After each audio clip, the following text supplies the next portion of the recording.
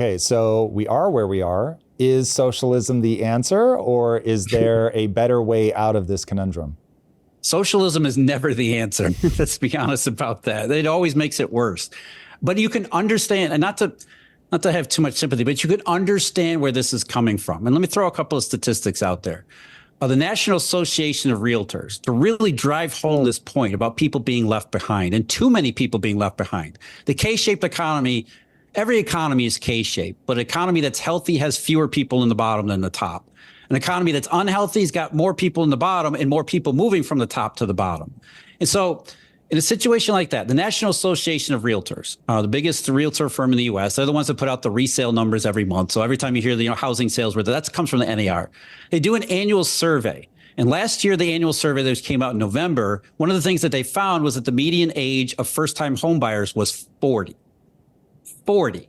Damn. First-time homebuyer, 40.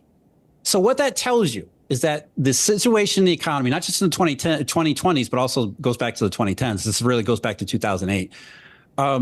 Income has been so weak. The labor market has been so insufficient, and credit financing has been so unavailable. It now makes for the average young person, a house is out of reach, and it feels like it's out of reach. So in that situation where you can't afford a house until you're 40, you can't afford a new car because a car is 35% more expensive than it was in 2019, and your income is nowhere near that.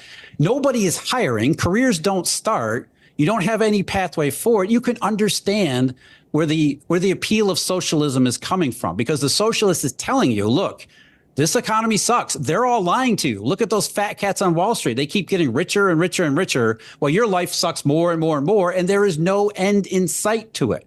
And furthermore, if you understand what the socialists are actually saying, talking about Marxist theory, Marx appears like he predicted a lot of this. If you know anything about Marx, what he was saying back in the 1800s, what he said was, capitalism always needs endless new markets to exploit, using the language of the socialist. And eventually, capitalism would get to a point where it has exploited all the new markets. It's innovated as far as creating new products. It can't go into a new land because everything has been conquered by capitalism. And once capitalism gets to its end stage, this is a term you hear a lot these days, end stage capitalism or late stage capitalism. Once it gets to its end stage, the capitalist who only cares about increasing the profits will have to turn inward, which means instead of exploiting new markets, we're going to start exploiting workers. And when the capitalist starts exploiting workers in end stage capitalism, what ends up happening? They start cutting wages, they start cutting jobs, they make housing and cars unaffordable, and everything that the Marxists have been preaching for years and years and years sounds a hell of a lot like most people's everyday lived experience. So you put the shit economy up against this Marxist doctrine, and then you've got everybody, mainstream political people saying, well, the stock market's great. You can understand where this is coming from, because nobody is telling the truth, because most people don't know what the actual truth is. So it really does start with economic depressionary conditions, which is why you should always start with the yield curve in the bond market, because the bond market has been telling you this from the very beginning with low interest rates, depression economics. The reason why there's so much safety and liquidity demand, despite the fact the government goes completely crazy, and that's the reason why the government goes crazy, because they're trying to try to do something about depression conditions to begin with. But the bond market told you, there's no economic growth. There's limited upside. The situation is not good. It's not changing. It's not getting any better. And so the inevitable consequences, we're never going to stay strictly macroeconomic or financial volatility. That's another thing Marx said too. Marx said when you get to end stage capitalism, there'll be more and more frequent crises. So as far as most people on the street are concerned, especially young people have been absolutely screwed by this. They have very little future and very little hope because the economy doesn't work. So for young people, you can see where this is coming from. It looks like the Marxists were right, because the economy that I live in is nothing like what I keep hearing about from all the people that I'm supposed to trust, including, the stock market on Wall Street. If the stock market says the economy is robust and booming, which it doesn't, but that's what people believe, and this is a boom, give me something else. Give me something give me a radical change. I'll sign up for this, because this just sucks and it's not changing anytime soon. Okay, so one of the best explanations as to why people are feeling the pull towards socialism I've ever heard, very well played, Why then are they wrong? In big picture terms, we've heard this argument from them repeatedly throughout history. And that's the positive message in all this. We've been here before. We've done this. History is circular, not linear. We go through these cycles. We go through periods where capitalism looks like it's going to hit to the end stage. The 1930s is a perfect example. The last time we had a major flirtation with communism and socialism in the US was in the 1930s for understandable reasons, all the same reasons. It looked like the predictions that Marx made were coming true. The economy fell off a cliff. It never really came back, at least, World War II. And by then, World War II just made it even worse. It looked like Marx was right. But then what happened after World War II? What happened after World War II is the system reset itself. It got past all of the imbalances that led into the Great Collapse and the Great Depression. We got the monetary system back on some kind of solid and stable format. And suddenly it unleashed this tidal wave of prosperity. And when you're going through the upswing in these long-term global cycles, the tidal wave of prosperity, that becomes paramount in people's minds. And so socialism, what do we need socialism for? We have a legitimate economic boom that is creating widespread prosperity. Living standards are rising, not just a little bit, but noticeably all over the world.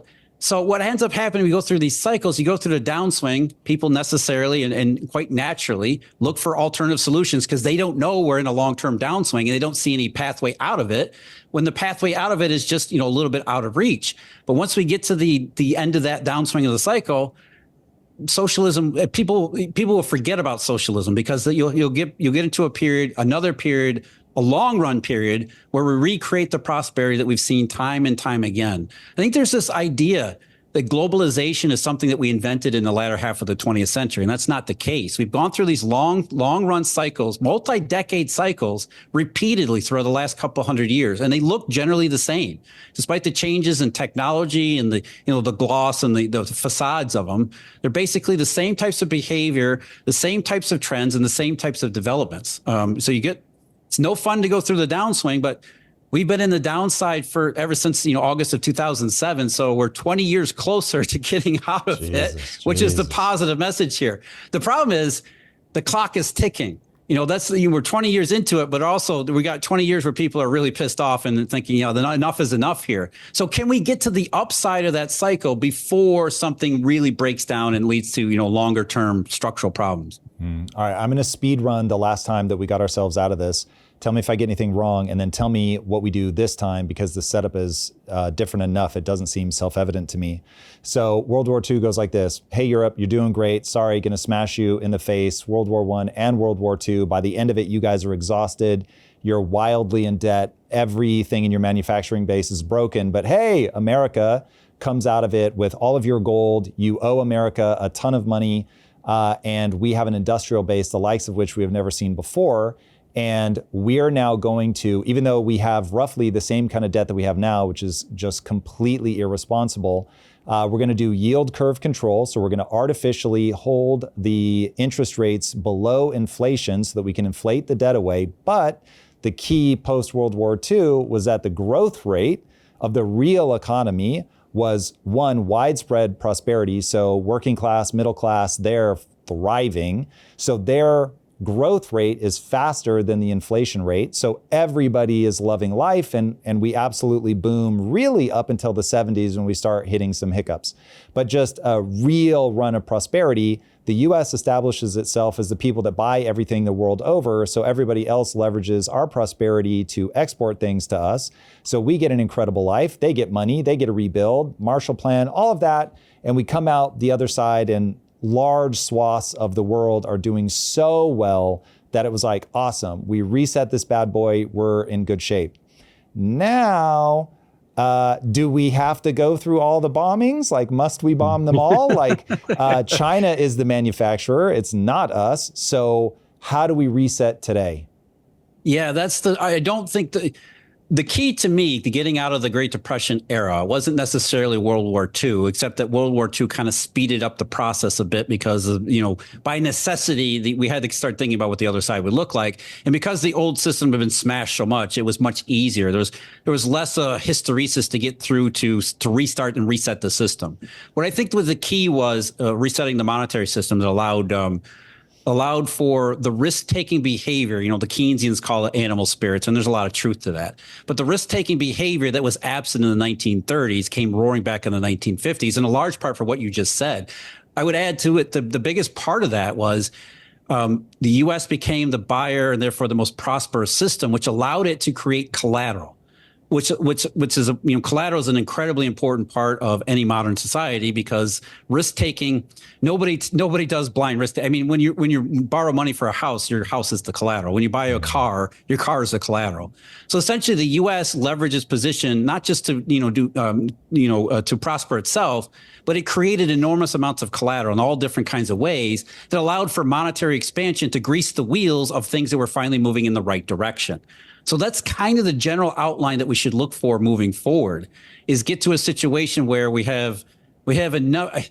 I hope this doesn't happen where we have to destroy the old system in order to get to a new system, because there have been periods in history where that's not been the case, that, eventually human ingenuity takes over. We figure out the problems that we need to figure out. Yes, it takes us a long time because we're not as ingenious as we think we are. Plus, there's always institutional inertia, which is always something you have to overcome. Essentially, institutions don't want to change. They don't want to get with the program. They're going to resist change at all costs, whether it's to their detriment or not. They don't care, especially true of bureaucracies. But you have all of these frictions on going in one direction. At the same time, you got ingenuity and innovation going in the other direction. And hopefully you end up with more ingenuity, more opportunity, more people who sense the opportunity and try to take advantage of it, that leads to overcoming all of the past frictions and resetting the system. What that looks like in, where we are today, I think it looks like something more like a digital currency system where we have competing digital currencies.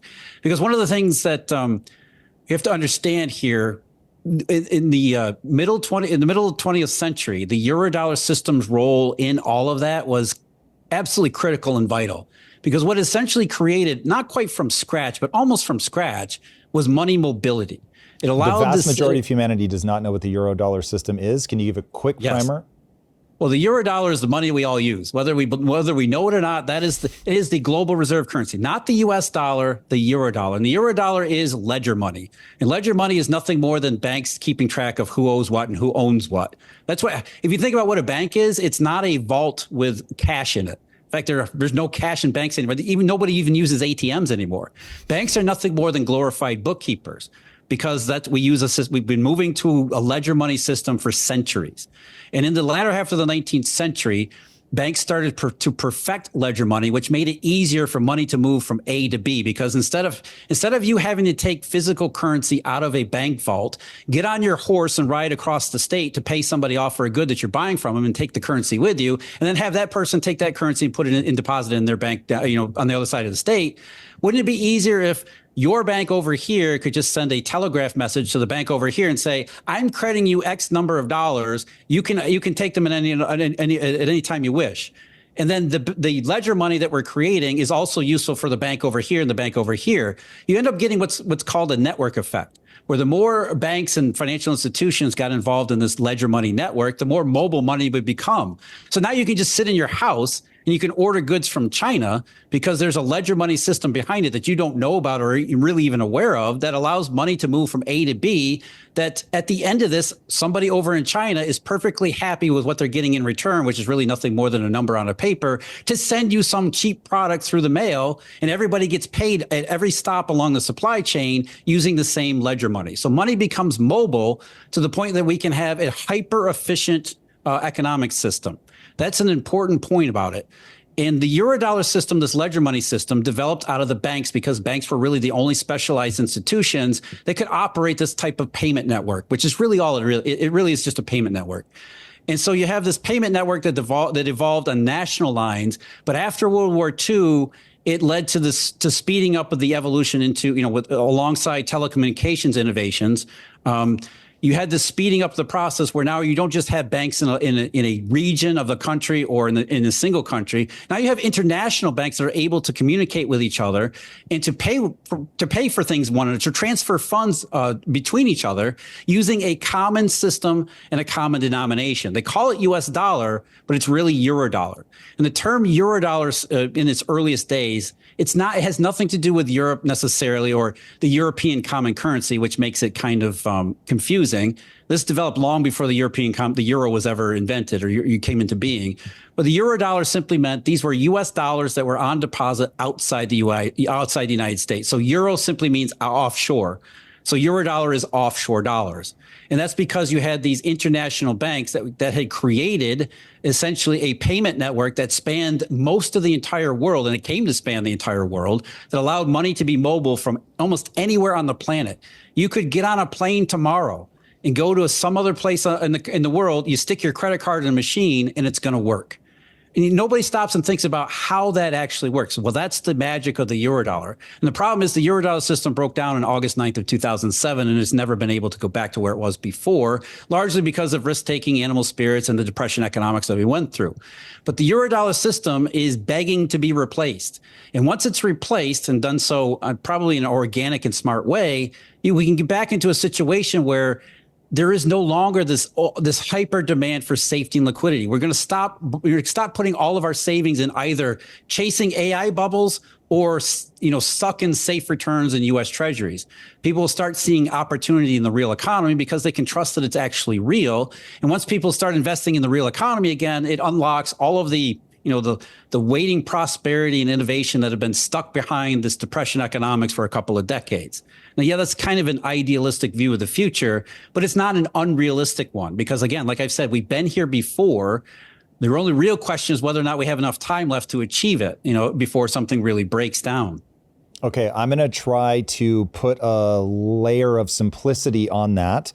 And tell me if I go wrong, because we were talking about this in the context of we're coming out of World War II. The portfolio that performs in one economic regime can get crushed in the next. So in this free webinar, we're going to reveal what those 4 economic regimes are, how to identify them, as well as the assets, historically speaking, best positioned to perform in every environment. So reserve your seat now and learn how to prepare your portfolio before the economy shifts again.